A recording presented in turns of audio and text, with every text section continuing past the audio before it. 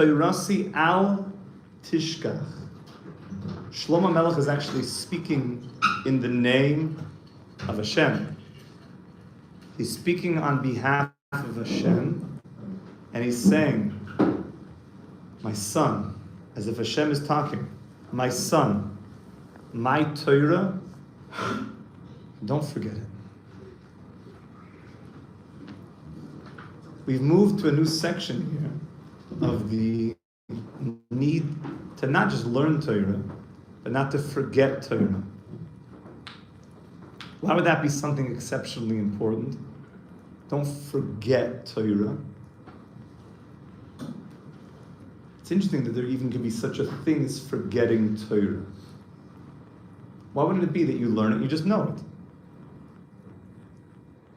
Such a thing as forgetting. There's also, yeah, Johnny.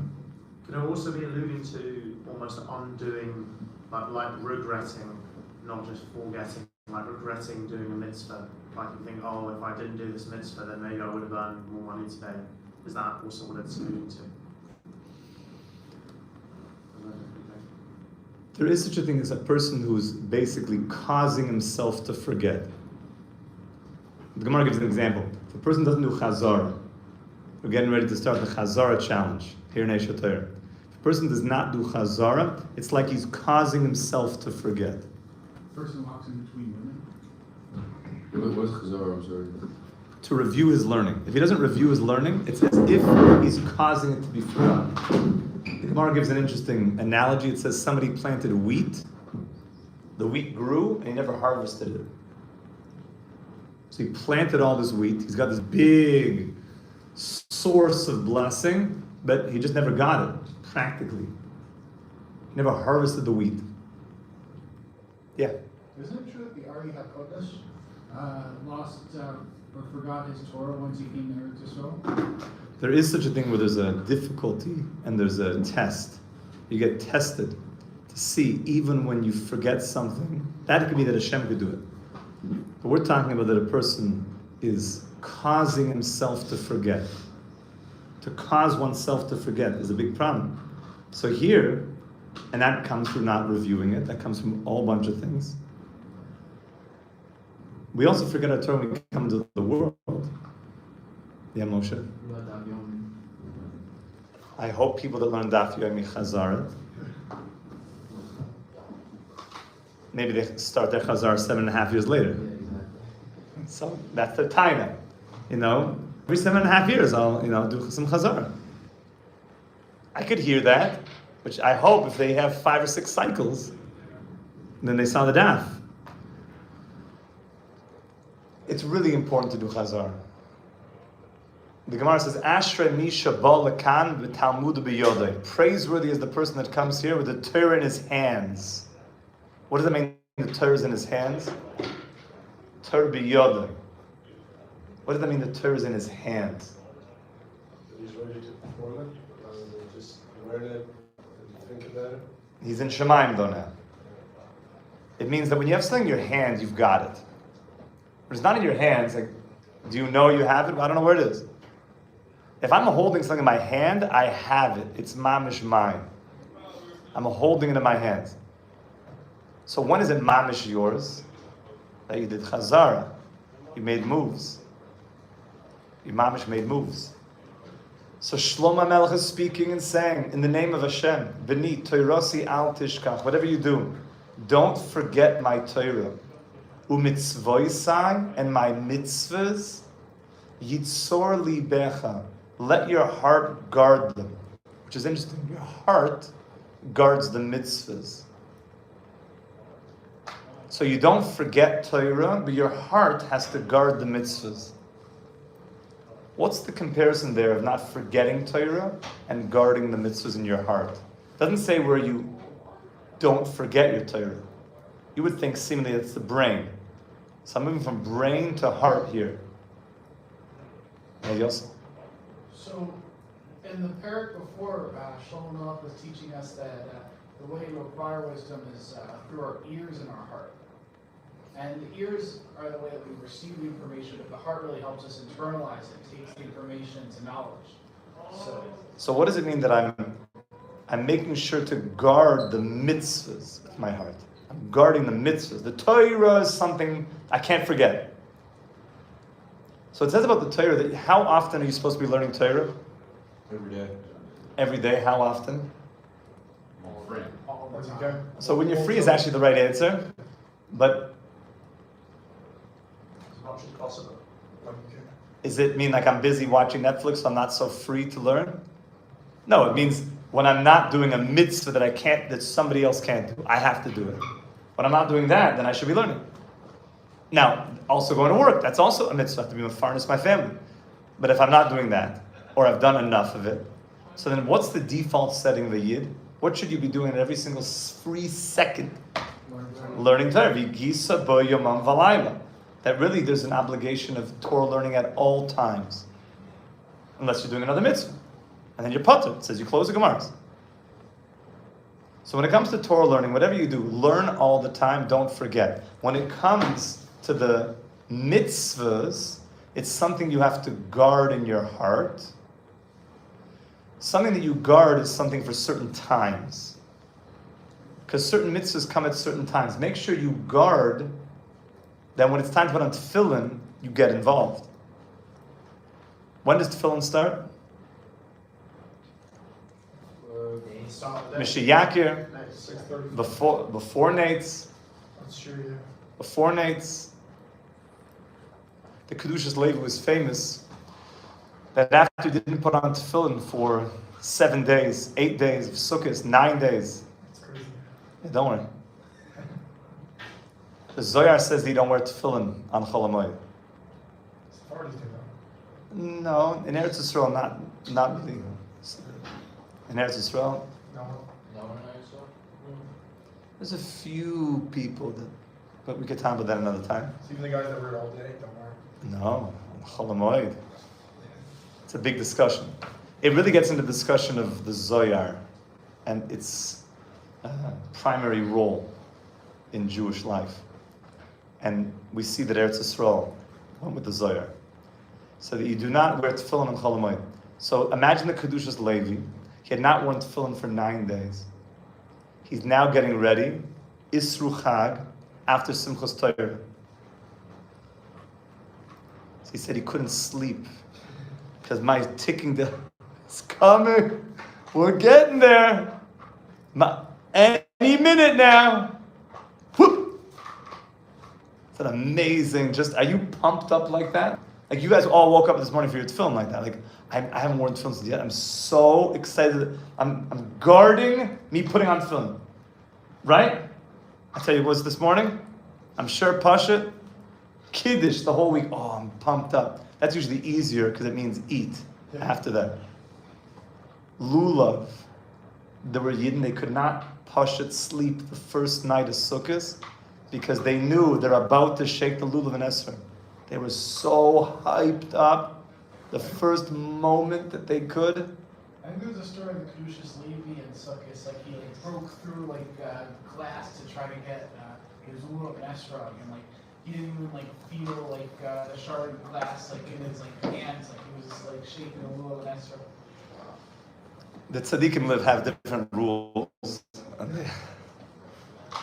They live on a different plane of existence.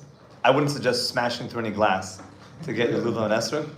I think it's better to, somehow do it otherwise. Maybe a key, try to open it up. Maybe try to avoid it going into glass in the first place. But yes, if something like that would happen, then you would do what you can to make an extraction mission and get the lulav and esrog out of there. So when it comes to mitzvahs, you're being shomer them. You're being shomer. You're getting ready. I want to do the mitzvah. I'm getting pumped up. Every mitzvah, shofar. Shofar. Shofar. I was zoicha, maybe one for sure time, that Rabbi Shimar woke me up in a dream. He came to me in a dream. It was on the second day of Rosh Hashanah to blow the shofar. He came in my dream and he said, Moshe Chaim, it's time to blow the shofar. And I woke up and I looked to my wife. I said, the Rebbe just woke me up. Below the shofar. It was like clear that I'm looking at you, Eliezer. Pasha, clear. Tzaddikim can come to people in their dreams. What's that mean? When the tzaddik comes, it's a good thing. It's very good. The Yenuka comes to people a lot. Yeah, I've heard that. The Imamish comes. It's a big, just even to know, just even that, to just pause and think. That's pretty amazing that Hashem gave us tzaddikim, that if they need to communicate things to us, so that, yeah, they'll just come in your dream and just, let you know what's going on. So that was a feeling of like shoymer, the mitzvah of shofar. Okay, the next pasuk is actually exceptionally famous. People sing this pasuk. They usually sing this pasuk when a Rosh Hashiva walks into the room. They have a whole song for this pasuk. They sing it at weddings. This is like when the biggest person you know walks in, so all the yeshiva guys will start singing this. Ki oirech yamim ushnois chayim. And they get all pumped. Ki oirech yamim ushnois chayim. They get pumped up. Oirech yamim ushnois chayim ve'yeshav alayim. They pumped up. Oy chayim chayim oy chayim v'shawalayim. Pumped up, the place going wild. 92,000 in MetLife jumping up and down. Pasha. Mamish. So why is this the pasuk that they sing when a big tzaddik comes in the room? Why is it the pasuk that we need to learn how to sing when the Rosh Hashiva comes in the room? To teach this pasuk. Ki oirech yomim. For this Torah, the same one that Shlomo Melech said, whatever you do, don't forget your Torah, which means learn and do chazara and learn all the time. And the mitzvahs, whatever you do, guard them. That Torah, which you should be learning all the time, and that which everything we learned in the second chapter, it's going to protect you. And everything we learned in the first chapter of staying away from bad company, all of that. You know what else this is going to do for you? This Torah that we're talking about, this Chachma that I'm guiding you, it will be and add length of days and years of life and peace. Which means when a tzaddik walks in who has this Torah, the presence of the tzaddik, who is like Torah, he's integrated Torah so much. That's what the Gemara says, an amazing thing. The Gemara says, these fools, when a Sefer Torah falls, God forbid, they run and pick it up. But if a Torah scholar falls, they don't necessarily run and pick him up. And these fools, that when a Sefer Torah comes into the room, everybody does what? Stands up. But when a big Torah scholar walks into the room, they may or may not stand up. The Torah is the Torah, but the Talmud Chacham became the Torah. That's a much higher darga. So when the tzaddik comes in, who became the Torah, how can I prove to you that he became the Torah? So the Gemara in Bracha says, very simple. King David's first psalm says, Ubetoras Hashem cheftzoi, and in the Torah of Hashem you will desire. Ubetoras yege yomam v'layla, and in his Torah, the guy's Torah, he will meditate on it day and night. So the Gemara says, I don't understand. There's a movement in the verse. There's Toras Hashem cheftzo, that God's Torah, he will desire it. And then it says, and his Torah, the Torah scholar's Torah, he'll think about it day and night. Well, the Gemara says, what's going on? My high. Is it Hashem's Torah? Or is it the Torah scholar's Torah? Make up your mind. David HaMelech, the first of the Tehillim. Is it Hashem's Torah? Torah's Hashem. But then the pasuk moves to the Torah Soyin, the guy's Torah. Is it Hashem's? Or does it belong to the person? So what does the Gemara answer? David HaMelech is telling you a secret. Before you learn the Torah, it belongs to Hashem. Once you learn the Torah, it's yours. It's Nathan's Torah. If you learn that piece of Torah, it's Yosef's Torah. You own it. So much of the Torah gives testimony, it's your Torah. You can sign your name on the bottom of it. If you know a piece of Torah, classic example, Shabbos is coming. So people know that what happens on Shabbos, we learn Torah. People share ideas, Chumash, Rashi. And you know that maybe you're doing it lo lishma, because you want to go somewhere, you don't want to look like a fool, they're going to ask you to speak, and you want to have something intelligent to say. Or maybe there's a girl there, you want to impress, lo lishma. But then you actually start doing it for the right reasons, is that you love Hashem's Torah. So you prepare a Torah. And the whole week you're thinking about something you want to say on Shabbos. And the whole week you're like moving it in your mind, you're adding ideas to it as the week goes on. By the time Shabbos comes, you're living this concept. You're literally, you could say this Torah in your sleep. It's so you. It's like everyone you meet, you're saying this little Torah to. It's so much you. If you do that, it literally is you. It became your Torah. It belongs to Johnny. It's Johnny's Torah, literally. Before that, it was Hashem's Torah. When you really learn it, it's literally your Torah. It's mamish your Torah. So the Talmud Chacham is literally the Torah we're going to pick up with this Mitzvah Shem tomorrow. Rabbi saying we should have the great merit of mamish knowing Torah Hashem Tamim Meshivas Nafesh. The Torah is perfect. Meshivas Nafesh, it restores the soul of somebody who has been troubled and has had a hard life.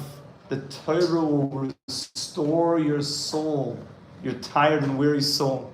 Hashem bless us mamish, that we should have the Torah, and we should go from Torah Hashem to Torah, that we should own the Torah, should love the Torah, and with that will come and teach us all Torah. May it be speedily in our days.